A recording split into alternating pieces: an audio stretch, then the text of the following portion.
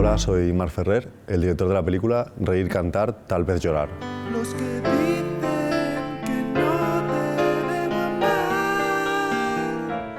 a fin de cuentas todos estamos abandonados a nuestra suerte. Las personas no podemos vivir solas. La película es una especie de remake de una película de Fassbinder que se titula Todos nos llamamos Ali. Y bueno, pues cuando vi la película de Fassbinder se me ocurrió la idea de hacer este remake protagonizado por Toñi, que es una mujer trans de aquí de Barcelona, que es peluquera y que, bueno, que quiere enamorarse y entonces le pide a un santo milagroso el milagro y el santo se lo concede y conoce a Lassen, que es un chico marroquí que acaba de llegar a España. Estuve escribiendo un guión en verano cuando se me ocurrió la idea de la película. Lo que es verdad que no recuerdo, no me recuerdo a mí escribiendo el guión. Creo que estuve una semana o un par de semanas, pero fue un proceso como muy rápido y muy visceral, realmente. Es que forma parte de mi estilo, lo de trabajar con actores no profesionales, porque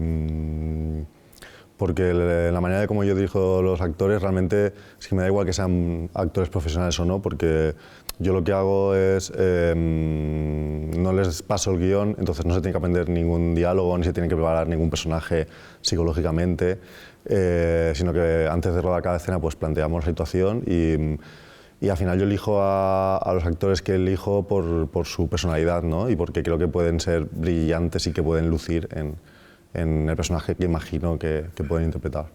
Empecé a filmar en el Raval de manera natural porque yo vivía allí hace unos años, cuando empecé a hacer películas, y bueno, era el sitio por el que me movía y la gente de la que me rodeaba pues también habitaba en el Raval.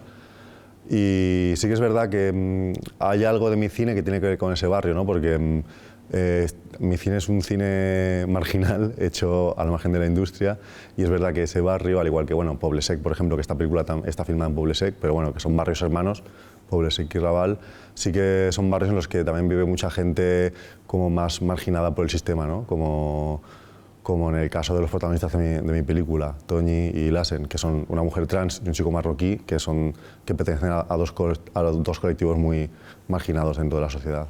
Sí que creo que todo el sistema está montado de una manera, el hecho de que los cineastas tengamos que estar durante 2 años mínimo para intentar levantar un proyecto, para hacer una película, creo que eso mata gran parte del cine, ¿no? Y hace que sea un cine más mediocre y menos creativo, porque si los cineastas cuando tenemos impulsos no podemos hacer lo que deseamos, ¿no? Y tenemos que pasar como por esta especie de filtros, ¿no? Para hacer lo que realmente nos apetece, pues eso lo que hace es que el cine se empobrezca.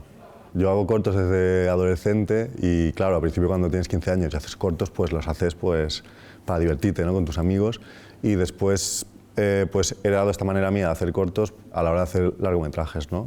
Para mí ha sido como algo natural empezar a hacer cosas sin presupuesto porque tampoco tenía los medios.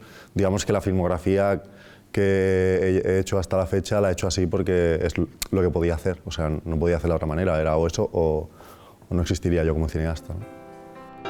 Eso no va a salir bien. Ella no es natural. Pues claro que no. Me gustaría saber si tienen un lío.